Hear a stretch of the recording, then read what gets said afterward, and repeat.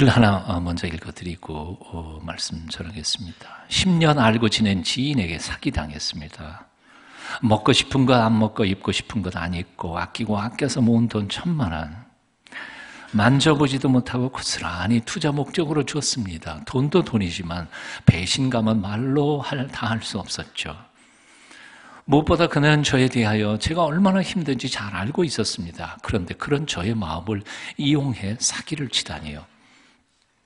사기꾼이 괜히 사기꾼이겠냐마는 함께한 시간이 얼마인데 작정하고 사기를 쳤다는 게 용서가 되지 않습니다. 아무리 좋게 생각하려고 해도 이 생각만 하면 미치겠습니다. 인생 수업 비싸게 한 것 치고 얻은 것도 또 있습니다. 사람을 믿을 게 못 된다는 거죠. 사기 쳐놓고 감방 들어갔다가 나오면 피해자는 어떡합니까? 사기친 놈은 고작 조금만 살다 나오면 되는 법도 이해가 가지 않습니다. 사는 것도 넉넉하지 못하고 돈을 많이 버는 것도 아닌데 그런 주제에 돈 좀 불려보겠다고 욕심부려 사기나 당한 저 자신이 용서가 도저히 되지 않습니다.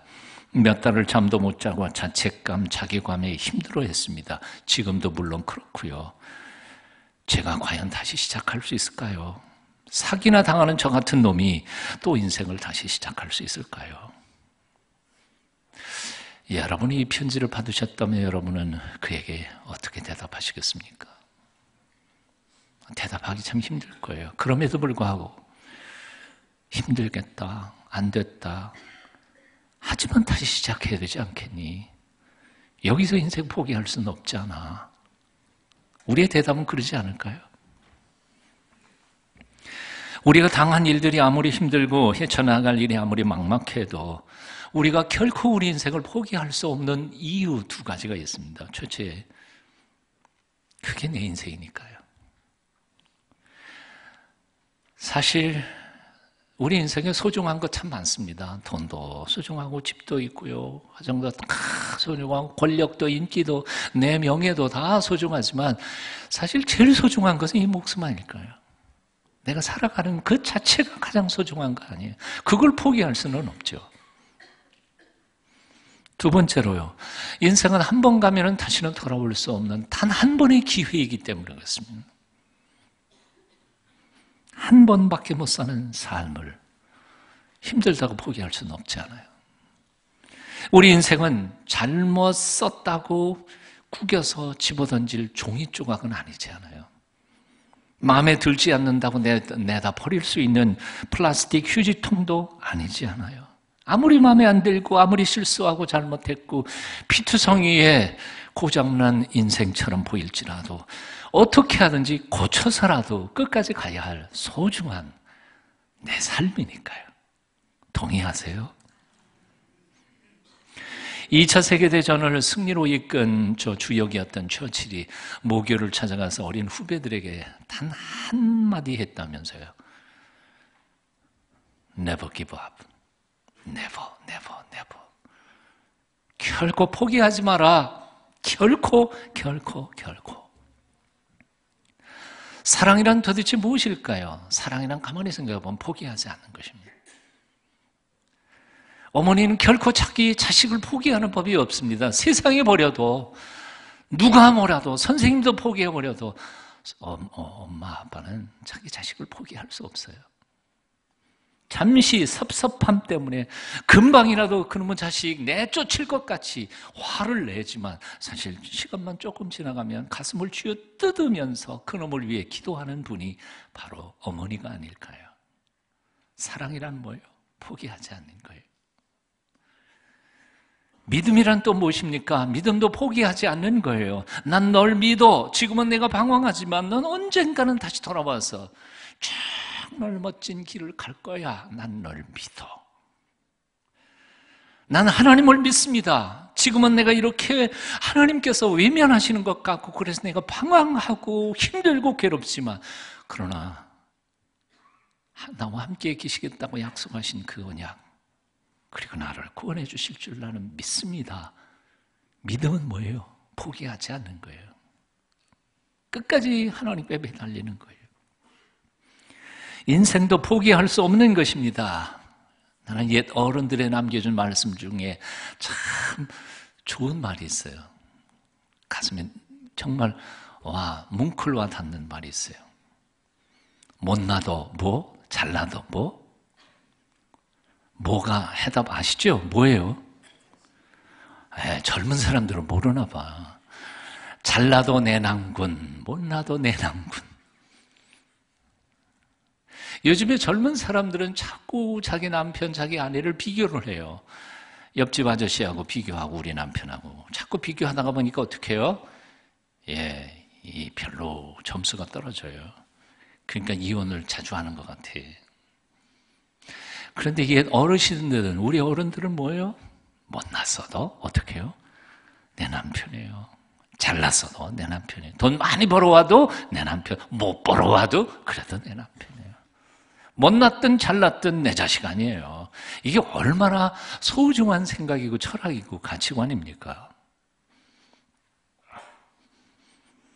아무리 못생겼어도 온갖 상처와 아픔으로 피투성이가 된 인생이라 할지라도 그 인생이 누구 인생이요? 내 인생인 걸. 그걸 내가 포기할 수는 없잖아요. 그래서 사랑 때문에도 믿음 때문에도 내 인생 때문에도 우리는 항상 우리 자신에게 그리고 내가 만나는 모든 이들에게 이렇게 말해야 합니다. 포기하지 마라. 다시 시작해보자. 다시 시작할 수 있어. 새해 인사를 오늘 다시 한번 해봤으면 좋겠습니다. 옆 사람에 이렇게 인사합니다. 새해입니다. 다시 시작해 보십시다.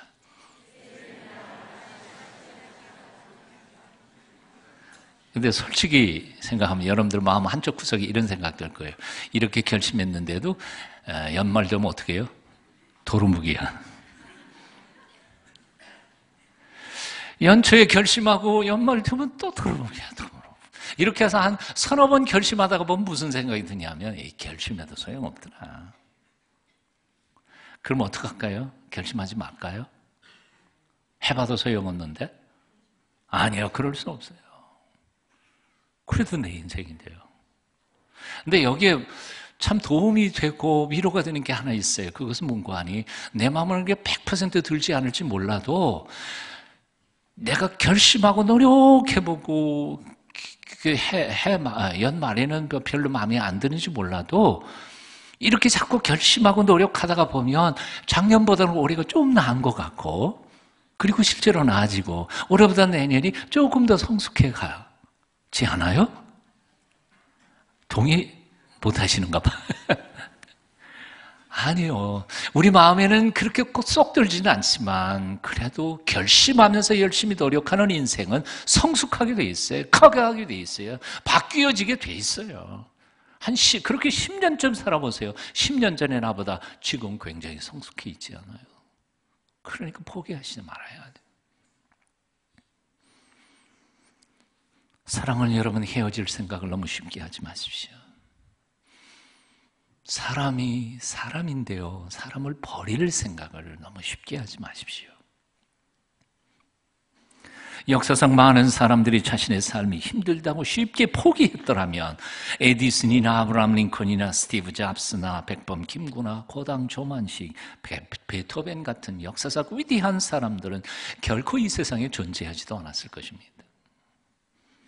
그리고 별로 대단치도 않은 여기 서 있는 저 자신도 만일 제 지난 인생 속에서 힘들다고 포기해 버렸더라면 아마 저는 이 세상에 존재하지도 않았을 거라고 생각해요. 어떤 분들은 저를 보면서 목사님은 하나도 고생 하나도 안 하고 편하게 산 것 같다고 그러는데 그게 아니에요. 저도 많이 굶어봤고요. 정말 죽음을 생각했던 순간도 몇 번 있었다고요. 예? 사랑하는 여러분, 여러분의 부부 관계는 어떻습니까, 지금? 다시 시작해보세요. 처음 연애 시절 만났던 것처럼 다시 한번 시작해보세요. 여러분의 부모님과 그리고 여러분의 자식과의 관계는 어떠십니까? 다시 시작해보세요. 직장 생활에 위기를 느끼고 있는 분이 있으세요? 다시 한번 시작해보세요. 작년에 꿈꾸던 일이 벽에 부딪혔습니까? 하나님이 새로운 시간을 열어주셨잖아요. 다시 한 번 더 꿈을 꿔보세요. 다이어트 하다가 실패하셨어요? 다시 시작해보세요. 건강한 몸을 원하는데 병들으셨어요? 전문가의 조언을 받으면서 다시 한번 건강을 회복하기 위해 뛰어보세요. 주님과의 관계가 소원해지셨습니까? 예전에는 기도 많이 했고 찬송과 기쁨의 감격으로 신앙생활을 했는데 지금은 시들해지셨습니까?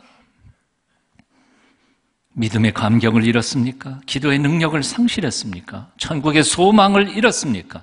다시 시작하십시오. 다시 무릎을 꿇고 하나님의 존전 앞에 회복시켜 주시는 그의 능력을 갈망해 보십시오. 하나님께서 회복시켜 주실 줄로 믿습니다. 다윗은 밧세바를 범하고 하나님 앞에 호된 책망을 받습니다. 통곡하면서도 희망을 버리지 않았어요. 포기하지 않았어요. 사실 그쯤 간음죄를 범했고 살인교사죄를 범했으면 하나님 버릴 말도 해요.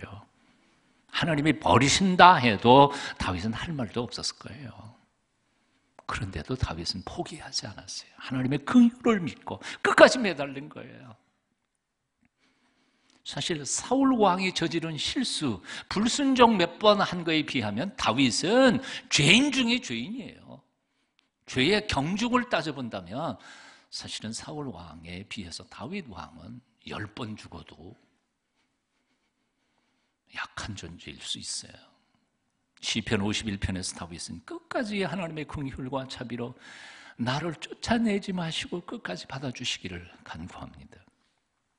우슬초로 나를 정결하게 하소서. 내가 정하리이다. 나의 죄를 씻어주소서. 내가 눈보다 희리이다. 주의 얼굴을 내 죄에서 돌이키시고 내 모든 죄악을 지워주소서. 하나님이여 내 속에 정한 마음을 창조하시고 내 안에 정직한 영을 새롭게 하소서. 나를 주님 앞에서 쫓아내지 마시며 주의 성령을 내게서 거두지 마옵소서. 주의 구원의 즐거움을 내게 회복시켜 주시고 자원하는 심령을 주사 나를 붙드소서. 하나님이여 나의 구원의 하나님이여 피 흘린 죄에서 나를 건지소서. 하나님께서 구하시는 제사는 상한 심령이라. 하나님이여 상하고 통회하는 마음을 주께서 멸시하지 아니하시리이다. 결국 하나님은 용서해 주시지 않아요. 하나님은 성도들의 눈물에 약하신 분이십니다. 마치 자식들의 눈물에 부모가 약한 것처럼요. 어떤 죄를 지었다 할지라도 하나님 앞에 나아가 통곡하며 하나님의 긍휼을 붙잡고 매달릴 때 하나님은 우리를 새롭게 만들어 주실 수 있습니다. 히브리서 13장 5절입니다. 그가 친히 말씀하시기를 내가 결코 너희를 버리지 아니하고 너희를 떠나지 아니하리라. 하나님께 결코 우리를 버리지 않겠다 약속하셨습니다. 떠나지 않겠다 약속하셨습니다. 하나님이 우리를 버리지 않고 떠나지 않는다면 우리가 걱정할 게 뭐가 있어요? 세상에 문제가 될 게 뭐가 있어요? 전능하신 하나님, 우주의 주인이신 그분이 우리와 함께 계신다면 도대체 우리가 지금 직면하고 있는 문제들 중에 뭐가 그렇게 큰 문제이겠습니까? 다시 시작할 수 있어요. 가정이 회복될 것입니다. 삶이 달라질 것입니다. 나도 포기해버린 나의 인격이 성숙해 갈 것입니다. 성령의 도우심을 통하여. 옆에 있는 사람하고 한 번 더 인사해 보십시다. 새해입니다. 다시 시작해 봅시다. 두 번째로 그럼 뭐부터 시작할까? 기초부터 시작해야 돼요. 기본부터, 베이직부터. 오늘 14절에 보면 이런 말씀이 있어요. 우리가 시작할 때 확신한 것을 시작할 때, 신앙생활 맨 처음 시작할 때 그 떨림과 경외감을 회복할 수만 있다면, 우리 인생이 잘못되고 난 뒤에 뒤를 이렇게 돌아보면요, 거의 대부분은 과정이 잘못될 때도 있지만 사실은 거의 대부분 출발부터 잘못될 때가 있어요. 출발물도가 잘못되어 있어요. 건물도 마찬가지입니다. 건물 벽에 금이 가고 뭐 문제가 생기고 뭐 위에가 잘못될 때도 물론 있지만 거의 대부분은 어때요? 눈에 안 보인다고 밑에 기초를 잘못하면 이 건물은 무너져 내리게 돼 있는 거지. 사회와 어떤 기관들이 무너져 내리고 틈새가 보이고 문제가 일으켜지는 대부분의 이유는 뭐냐면 베이직이 잘못된 거예요. 기본이 잘못되어 있는 거예요. 잘 나가던 사람이 실패하는 거의 대부분의 이유가 실력이나 능력이 모자라서가 아니라 그의 인격과 인품과 도덕성이 문제일 때가 참 많다는 겁니다. 목사가 목회에서 어려움을 겪는 대부분의 이유가 뭐겠습니까? 평신도들이 신앙생활에서 어려움을 겪는 대부분의 이유가 뭐겠습니까? 운동선수들이 슬럼프에 빠지는 결정적인 이유가 뭡니까? 사회가 방향을 잃고 흔들리는 가장 중요한 이유가 무엇입니까? 그 이유는 간단해요. 베이직이 안 돼 있는 거예요. 기본이 안 돼 있는 거예요. 사범님이 보통 4단 이상이면 사범들이지 않아요. 저희 검도 사범님이 8단이신데 가끔은 5단, 6단들이 와가지고 가르침을 받으러 와요. 도장에. 그러면 그렇게 말씀하실 것 같지 않은데도 가끔은 옆으로 슬쩍 지나가면서 듣는 얘기가 자네는 기본이 안 돼 있네. 6단이 기본이 안 돼 있으면 저는 뭐예요? 말도 아니지 뭐. 나야 개판이지.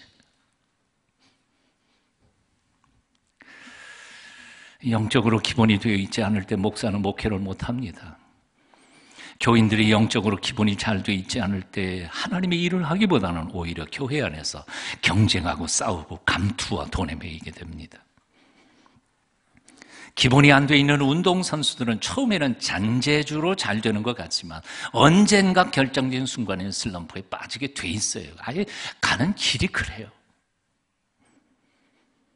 사회나 국가나 기업에서 잔재주나 잔꾀는 당장은 능률적이고 효과가 있는 거지만 결국 문제는 터지게 되어 있습니다. 그러므로 우리가 어떤 어려움이나 혹은 고난이나 문제에 부딪혔을 때 우리는 맨 처음으로 다시 돌아가요. 관계부터 회복하십시오. 하나님과의 관계는 어떻습니까? 여러분의 부부 사이는 어떻습니까? 가정이 흔들리면서 교회에서 봉사 잘할 수 있을 것 그럴 수 없어요.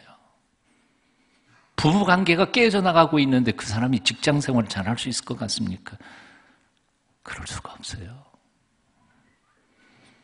언어 습관, 생활 습관, 나의 인격, 나의 인품 정직하게 돌아보며 새해 첫 주간을 보내시면서 처음부터 다시 한번 시작해 보시기를 축원합니다.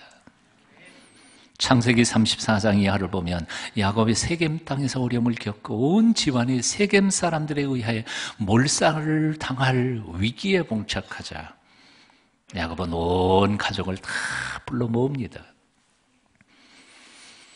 그리고 이렇게 선포하지요. 우리가 일어나 베델로 올라가자. 나의 환난 날에 내게 응답하시며 나의 가는 길에서 나와 함께 하신 하나님께 내가 거기서 단을 쌓으려 하노라. 예배 제대로 한번 드리겠다는 거예요. 그동안 잊어먹었던 거, 바쁘다는 핑계로, 급하다는 핑계로 빼먹었던 하나님 앞에 예배부터 다시 회복하겠다는 거예요. 베델이 어디입니까? 야곱의 할아버지인 아브라함이 갈 때 우르에서 쭉 와가지고 제일 먼저 하나님 앞에 단을 쌓고 하나님의 이름을 불렀던 것 바로 그 장소입니다. 이삭이 하나님 앞에 드려졌고 또한 이 야곱도 집에서 쫓겨나가지고 외삼촌 댁으로 가다가 광야에서 노숙하던 그 장소, 돌멩이로 베기하고 자던 그 장소가 바로 베델입니다. 하나님을 만났던 최초의 첫사랑의 자리, 거기가 베델이었습니다. 여러분의 베델은 어디입니까? 하나님과의 관계를 한번 다시 돌아보십시오.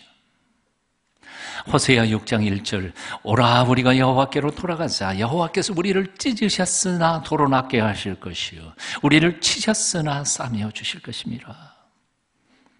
시련을 당하고 있습니까? 그 시련을 당한 문제만 쳐다보고 있으면 그 문제는 절대로 해결되지 않습니다. 그 문제를 해결하실 수 있는 해결자이신 하나님 앞으로 나아가 그 문제를 일으켰던 나 자신의 본질을 들여다보며 가치관을 들여다보며 처음부터 다시 시작할 때 하나님께서 그 문제를 풀어갈 길을 열어주실 줄로 믿습니다. 시작하되 우리는 일단 시작한 것은 끝까지 해야 한다는 사실입니다. 오늘 14절 보면 이렇게 되어 있습니다.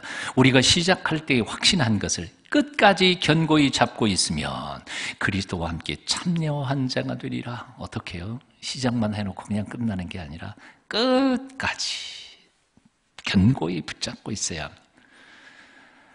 미국의 한 인디안 부족은 기도만 하면 비가 온다면서요. 왜요? 기도할 때까지 기도하니 비가 올 때까지 기도하니까. 비가 와야 기도를 끝내니까. 그러니까 기도만 하면 비가 오죠. 당연히. 주님께서도 누가복음 18장에서 그 기도의 비밀을 가르쳐 주셨습니다. 예수께서 그들에게 항상 기도하고 낙심하지 말아야 할 것을 비유로 말씀하여 이르시되, 어떻게 해요? 항상 기도해야 하고 기도하면서 낙심하지 말아야 한다. 왜? 기도란 뭐예요? 한두 번 하고 끝나는 게 기도가 아니에요. 늘 하는 거예요. 그리고 기도란 반드시 헌신이 필요해요. 기다림이 필요해요. 그러니까 낙심하지 말아야 돼요. 때가 있어야 끝까지 해야 돼요. 예수님께서는 이 불의한 재판장인 비유를 드시고 그 결론을 이렇게 말씀하시잖아요. 불의한 재판장이 말한 것을 들으라. 하물며 하나님께서 그 밤낮 부르짖는 택하신 자들의 원한을 풀어주지 아니하시겠느냐? 그들에게 오래 참으시겠느냐? 참을 리가 없다는 거예요.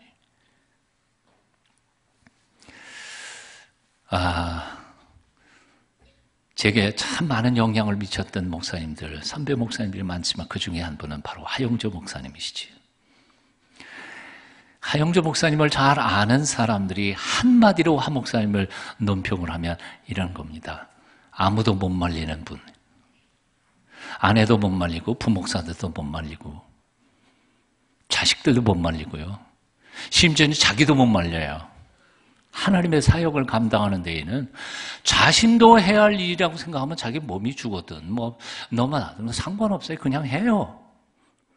그래서 옆에서 그분을 관찰했던 분들은 워커홀릭이라고 표현하지. 일 중독자예요, 그분은. 어느 해인가 중추절, 추석 때 부목사들 다 고향 갔어요. 아무도 없어요. 내 옆에 남아있던, 아마 여러분들 아실 거예요. 반태호 목사. 수석봉 목사일 때 아마 그 친구는 좀 옆에 있었던 것 같아요. 그러니까 반 목사 보고 한 목사님 뭐라 그랬냐면, 야, 이제부터 나 3일 동안 뭐 하냐? 노셔야지. 뭐 하냐를 걱정하고 있는 거예요. 자신 좋아서 하나님이 사역을 하는데 끝을 낼 수가 없었습니다. 그래서 할 수 없이 하나님이 끝을 내게 하신 거예요. 하나님이 심장을 멈추게 하기 전까지. 그래서 돌아가시기 전날도 설교를 하셨잖아요. 그날 저녁 주무시다가 세상 떠나셨어요. 장례식 첫날 저녁이죠. 제가 설교를 하고 우리 가장 가까운 친구였던 우리 선비였던 이동원 목사님이 조사를 하시는데 이런 말씀 남겨주셨어요.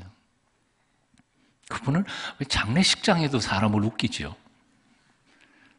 하 목사야, 수고 많았다.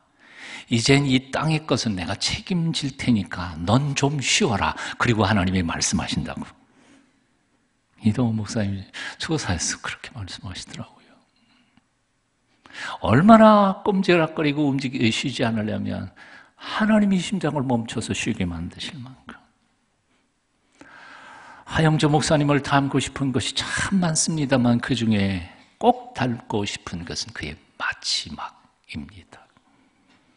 마지막 순간까지 설교를 하고 그날 저녁 주무시다가 가신 것처럼 나도 내 생에 그랬으면 좋겠다. 기도해 주세요. 하나님께서 마침표를 찍기 전까지는 결코 자신의 삶에 쉼표를 찍지 않았습니다. 이 문장은 넬 마리라고 사람이 쓴 인도의 성자 스탠리 존스의 전기의 마지막 문장입니다.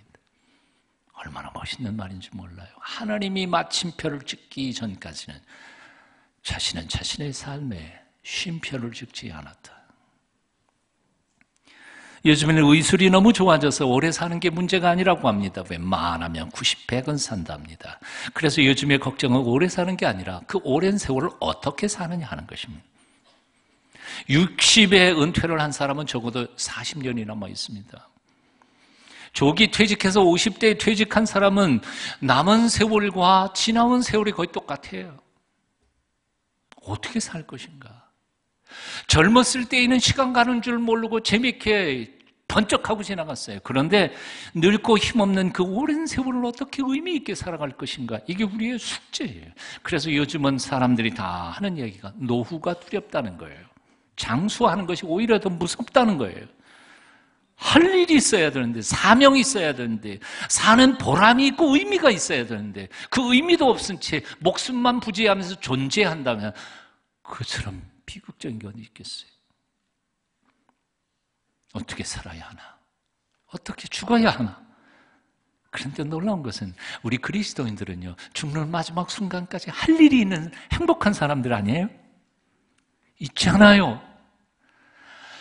두 발, 두 손 움직이지 못하는 베드 위에서도 우리는 하나님 앞에 기도할 수 있어요. 민족을 위하여 기도하고, 내 사랑하는 사람들의 앞날을 위해 기도하고, 교회를 위해 기도하고, 기도할 수 있어요. 혹시 손발로 움직일 수 있으면, 그리고 평생 예수 잘 믿고 말씀에 대하여 지혜가 있으면 후배들을 가르칠 수 있어요. 전도할 수 있어요. QT, DDS 다 할 수 있어요.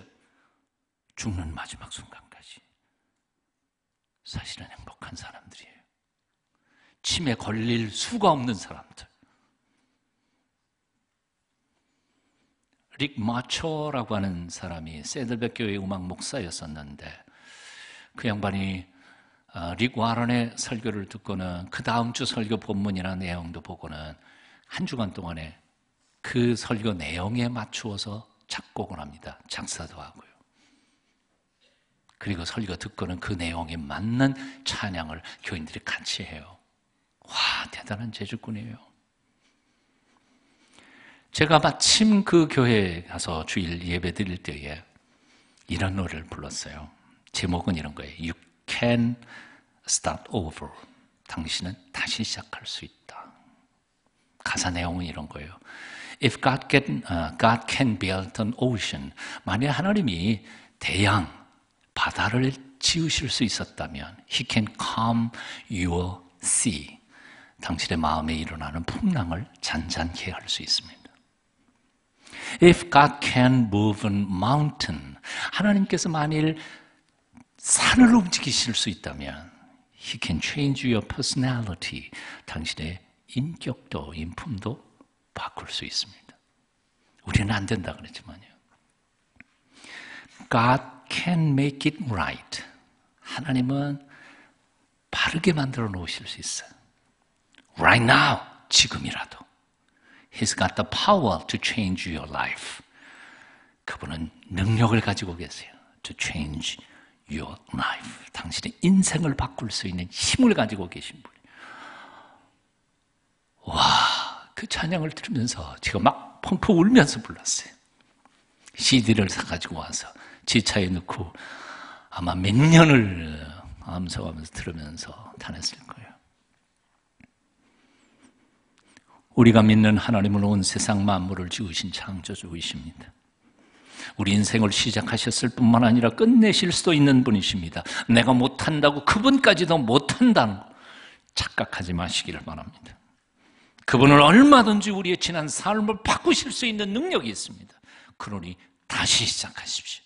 일어나 그분을 바라보며 그 능력을 힘입어 그 앞으로 나아가 다시 이 한 해를 출발하십시오. 하나님께서 도와주실 것입니다. 여호와를 앙망하는 자는 새 힘을 얻으리니. 이사야의 위로의 말씀입니다. 기도하겠습니다.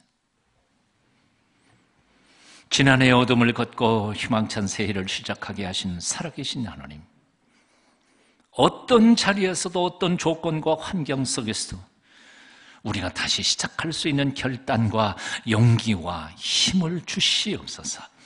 예수님 이름으로 기도합니다. 아멘.